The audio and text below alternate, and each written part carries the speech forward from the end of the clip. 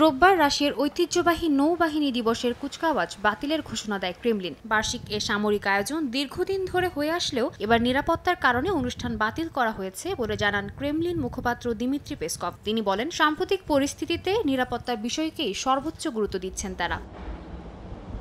মূল কুচকাওয়াজ বাতিল হলেও সেন্ট পিটার্সবার্গে উপস্থিত হয়ে নৌসেনাদের প্রতি সম্মান জানান রুশ প্রেসিডেন্ট ভ্লাদিমির পুতিন। দিনটিকে কাজের পরিবেশে উদযাপন করা হচ্ছে বলে জানান তিনি। রোববার জুলাই স্টর্ম নামে নৌ মহড়ায় অংশ নেওয়া নৌসেনাদের উদ্দেশ্যে এক ভিডিও বার্তায় একথা বলেন তিনি।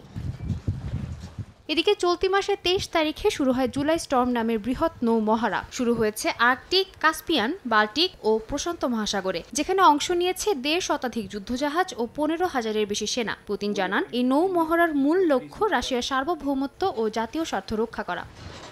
সাদিয়া তাসনিম, সময় সংবাদ।